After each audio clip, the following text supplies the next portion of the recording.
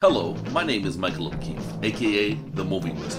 If you enjoy this interview and want to hear more top-notch film industry conversations, please press the thumbs up, subscribe to this channel, and hit the bell to stay in the know. Hello, head of Barlow and Kane Senses. Tell me about conceiving your movie, Sissy. Conceiving of it? Yes. Well, before conception. Yes. We our first feature that we made together was a $25,000 road trip movie that we shot in 7 days, and it was all improvised, and that was called For Now. And we received some feedback during one of those screenings that if we just turned For Now into a slasher at the midpoint, we would have had some commercial success. But we wanted to make a mumblecore movie at the time, so that's what we did. But then we kind of decided to dip our toes into the genre pool. Yeah. And so we made that in California where we were living at the time. We moved back to Australia to take advantage of the government incentives, and we wrote our first screenplay together, which ended up being the movie that you've seen, Sissy. We were just kind of looking at the divide online socially in our generation, the sort of millennial self-victimization culture, and how sort of, because we are leftist, watching during the sort of Trump era, the left, it's like a snake that eats its own tail, and we're just responding to the rise of social media at the time and the impact that was having on everybody's mental health and cancel culture. And out of that grew this idea of a wellness influencer. So my favorite thing about the movie is actually the music. I love the score to this movie. So tell me about your composer, Kenneth Lample. Yeah, well, Ken's amazing. He was one of our favorite people to work with. He studied at Juilliard. He's just a very classically trained guy who can really kind of do any genre of music. And we made this movie in Canberra, which is our country's capital in Australia, Australian capital. And he's originally American from Queens, right? He's a New Yorker? Or from Brooklyn. One of them. Yeah, anyway, let's just say he's a New Yorker who kind of the Bronx? had kind of moved over to run the film department at ANU, which is the Australian National University in Canberra. It's a very good school. And so, he was able to, we were able to use him as a local hire, which was really good for our budget, right? Because the more we could spend in Canberra, that's kind of how it works. It's like an incentive-based program, like your kind of state incentives here. And so he kind of had all this kind of great experience from studying in the States, from being American and kind of growing up. I think he studied under Hans Zimmer, I feel like. I'm pretty sure. What was it, John Williams or Hans Zimmer? I really should know this. Let me just... Well, either is pretty exceptional. Just fact check it out. I'm sure it's in his bio, but let's just say it was under Hans Zimmer. And so, he just kind of had a wealth of knowledge. And when we kind of said to him that we wanted to kind of, I guess, mix the kind of giallo, 60s, 70s Italian kind of sound, that notion of kind of having a theme song for the kind of slasher villain, and reprising that in different ways throughout the film. He kind of took to that like white on rice and just ran with it. And then he also kind of wanted to mix in some Elmer Bernstein and some kind of some Hitchcock type scores. And that's kind of what we ended up with, was a kind of amalgamation of those two styles. Yeah, I felt like, because she's a wellness influencer, and on the surface everything's great, but obviously lived experience is traumatic. The music makes everything seem so majestic when things are so horrific often. Right. Yeah, that's sort of what we discussed a lot with Ken, was it's this sort of cracked carousel, which is emblematic of Cecilia's mind space. She's like repressed. She's trapped in the past. She's kind of this sad, crazy clown. She's kind of frozen in time at that moment of trauma when she was a kid. Yeah. And so, everything kind of represents that, whether it's the kind of glitter gore kind of aesthetic of the movie with all the kind of childlike aesthetic things, like whether it's the glitter or the time capsule kind of element of it all. So he wanted to capture the sound of that, almost like those ballerina boxes when you open them. But while still nodding at kind of classic slasher movies, a giallo. Yeah. So I'm glad you liked the score. I like the score a lot. So, Hannah, talk about acting in this movie as well as being a writer and a director. How's it like to be like, triple invested? Triple invest. It was a really amazing opportunity. I obviously wrote myself a role, but I was able to lean on Kane during the shoot. I was in the trenches with the actors, which was a really wonderful access point. And Kane was managing the crew most of the time because I'm in front of the camera 80% of the time. But I'm not sure I'll do that again where I'll play a lead as well as directing. But I really enjoyed the experience, and it was a fast shoot. It went by really quickly. We were very lucky that Aisha is such a pro, and she was so, honestly, that scene where we sit in the bathtub and we just kind of connect. That was my favorite experience that I had as an actor. You didn't have to hit any marks. We just kind of got to breathe together and have a little moment, and it was nice. It was a nice little break. A little reprieve from the chaos. Yeah. Okay, and how long was the shoot? And tell me about how long it would take to stage that movie Violence. Well, the shoot was 22 days, 20 days in Canberra, 2 days in Sydney. And I don't know, it just felt like a lot of movie to do in that amount of time. We were jumping all around. One day we're at the top of the cliff, the next day. The same day. The same day we're in a house, the same day we're in a nightclub in the city. We really had to move around quickly, which is one of the advantages of shooting in Canberra, because everything was kind of reasonably close. It's got a great kind of topography like that if you have a movie that involves both city scenes and kind of rural scenes like ours did. Yeah. And then in terms of the violence, I mean, what do you mean specifically? Like just the practical effects?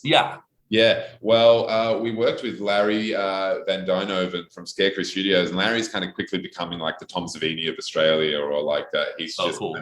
He's a genius. He's just, he did Relic, he did Mortal Kombat, which shot in Australia.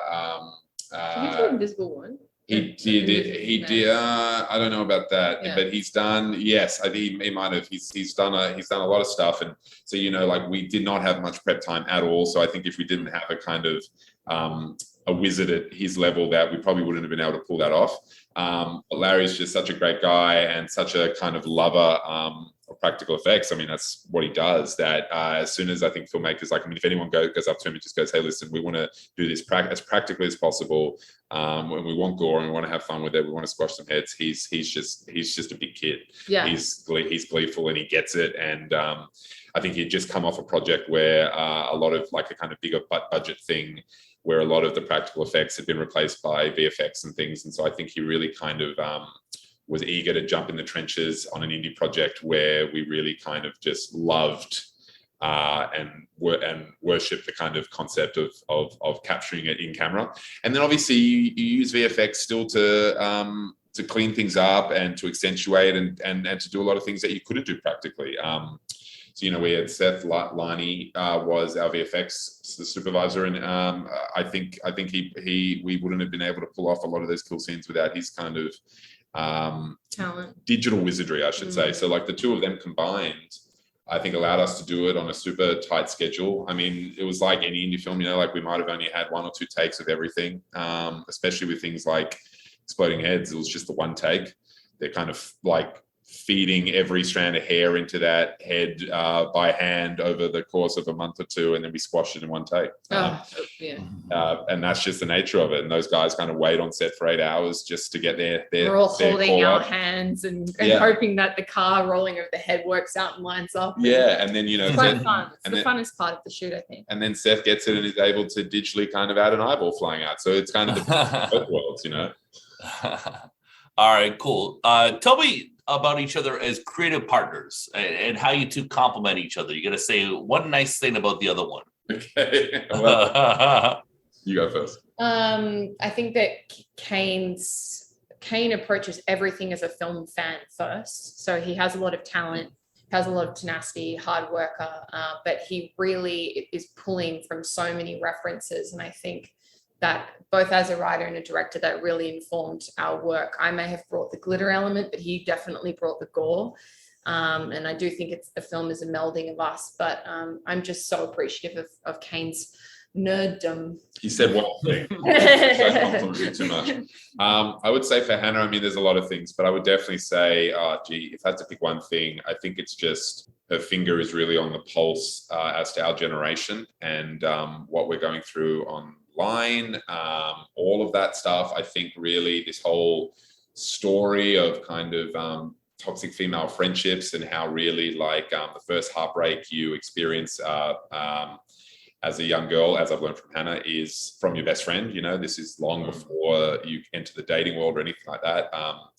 And that kind of intense connection with a friend, I think, even though it's genderless in many ways, it's way more heightened with young girls.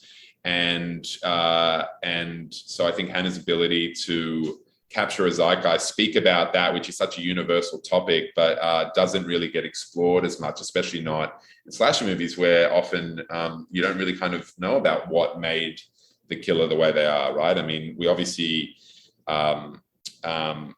some of that is explored in some of those films, but it's often kind of just a quick aside just to kind of understand why they cracked and turned bad, right? And so that we can get on with the show. But Hannah's ability to say, well, let's actually be in the perspective of the killer, and here is probably what would have happened to her, because this is what happened to me growing up, or this is a universal concept. And to be able to meld those two things together as a writer, I think is she's just got, it's there's an intelligence there that I feel very lucky as a director to be able to to be able to put that her kind of finger on the pulse and be able to turn that into just a kind of fun genre movie is a real great asset to have in a team.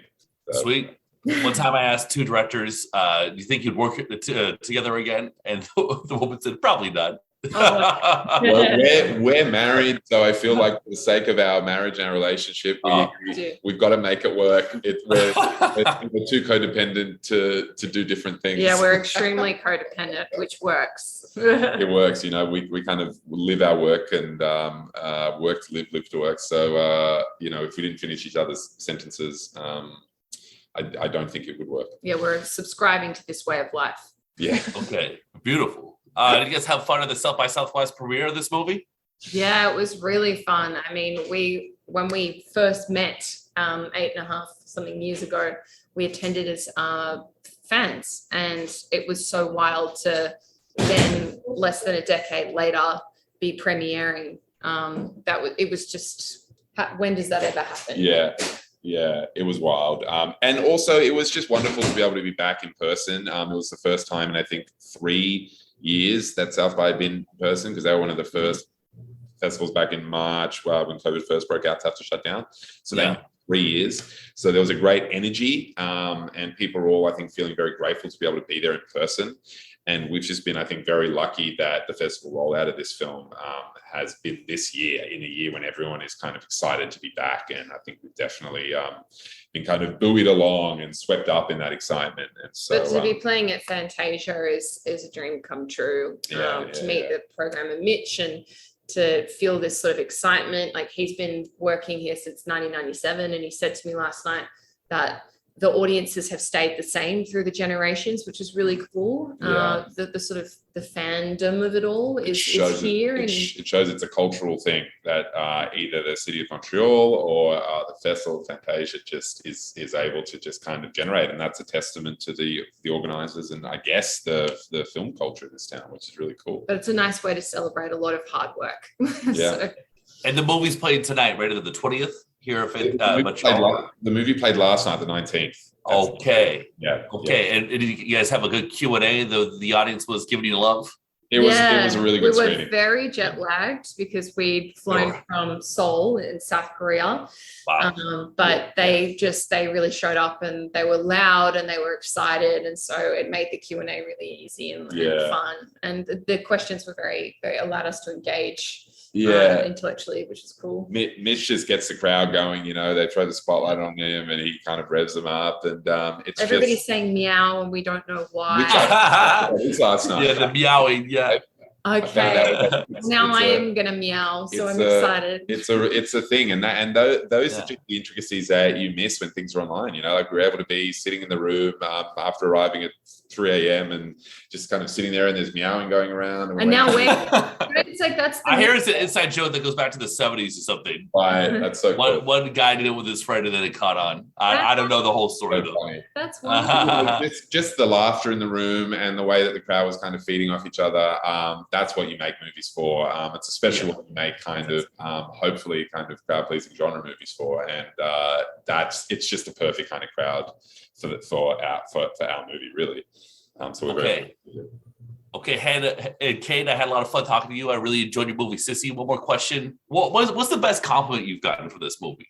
Oh, gee, I don't know. I think what someone said to you last night was really great. Oh, yeah, I just ran into this lovely couple who came to the film, and the woman said that, like what we were saying before, that the concept of seeing her childhood and seeing that intimacy and intensity of a young kind of female friendship, and the heartbreak when you feel kind of abandoned by that friend. She hasn't seen that in a slasher before. And that really kind of took her back. And I think at the end of the day, that's the heart of the movie. And you can have all the fun you want and squash all the heads that you want, have cool scenes and all that. But if there's no heart to it, I don't know if it works or is as effective. And so that's been really nice that's been kind of recognized by people, and that's what they're kind of grabbing onto. Okay, well, have a great Fantasia, guys. Thanks for talking to me today. Thanks so much, Michael. It was nice talking Michael. to you.